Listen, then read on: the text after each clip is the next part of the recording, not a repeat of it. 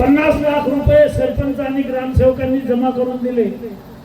पुन्हा आपण पाणी चालू केलं दुसऱ्यांदा आणि 2 वर्ष आपलं योजनेचं पाणी चालू राहिलं। या योजनेच्या 57 गावात पाणी पोहोचलं नव्हतं। काही कामं अर्धवट होती, टाक्या बांधलेल्या नाही, काही ठिकाणी वाल टाकलेले नाही, काही ठिकाणी चंबर बांधलेले नाही, काही ठिकाणी गावापर्यंत मेन पाईपलाईनच टाकलेली नाही। अशा वेगवेगळ्या कारणामुळे 57 गावामध्ये पाणी पोहोचलेलं नव्हतं। मी मंत्री असताना मला याची कल्पना होती, एवढं मोठं काम आपण हाती घेतलेलं आहे आणि ही योजना चालवणं सोपी नाही याची कल्पना मला होती आणि म्हणून आम्ही आपली ही ग्रीड 70% सोलारवर करण्याचा निर्णय घेतला। इस्रायल आहे, श्रीलंका आहे, ऑस्ट्रेलिया आहे, गुजरात आहे, तेलंगणा आहे, या सर्व योजना पाहण्यासाठी राज्याचे प्रधान सचिव, सदस्य सचिव, मुख्य अभियंता, क्वालिटी कंट्रोल 17 वरिष्ठ अधिकाऱ्यांची टीम बनवली आणि 17 वरिष्ठ अधिकारी घेऊन आम्ही या 3 देशांमध्ये गेलो, श्रीलंका, ऑस्ट्रेलिया आणि इस्रायल। आता इस्रायल आपल्याला सगळ्यांना पार झाले, जे युद्ध चालू आहे ते, त्या सगळ्या ग्रीड बघितल्या आणि त्यात सगळ्यात चांगली ग्रीड कुठली असेल तर इस्रायलची ग्रीड आहे। कारण इस्रायलमध्ये 25 वर्ष पाऊस जरी पडला नाही, दुष्काळ पडला तर 25 वर्ष टँकर सुद्धा लागत नाही, एवढं परफेक्ट नियोजन केलेलं आहे। शहराचं जे पाणी आहे, आंघोळीचं पाणी आहे, संडासचं पाणी आहे, बाथरूमचं पाणी आहे, हे जे काही रॉ वॉटर आणि घाण पाणी आहे हे सगळं डॅम मध्ये घेतलं जातं पूर्ण राज्यात। इस्रायल देश आहे तरी केवढा, मराठवाडा एवढा।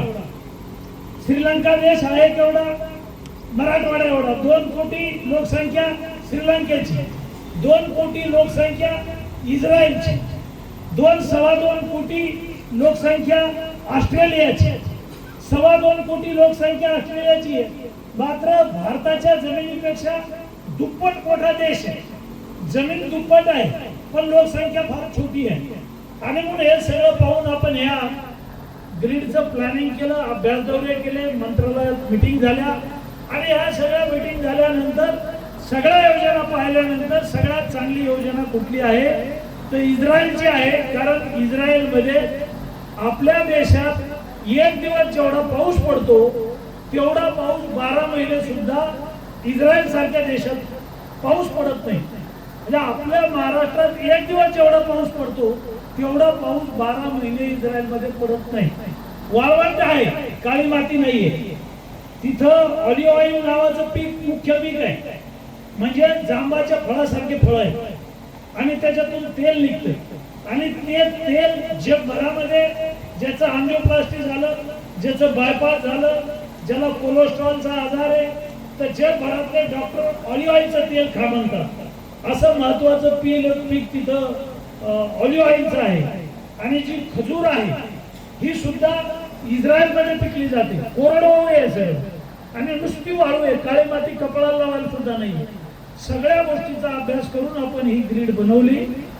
ही ग्रीड बनवताना मला याची कल्पना होती की मराठवाड्यामध्ये विजेचं बिल भरण्यासाठी लोक पुढे येणार नाही आणि म्हणून मी सांगितलेल्या देशामध्ये अभ्यास दौरा केला आणि सूर्याच्या किरणापासून सोलार मध्ये वीज घेतली आणि 70% वीज आपल्याला आता सोलारची आहे। म्हणजे 30% विजेचे बिलाचे पैसे भरायचे तर 30% भरायला आपल्याला किती त्रास होतो हे माहित आहे, याची कल्पना मला होती। त्याच्यामुळं 70% वीज आपण सोलारची घेतो।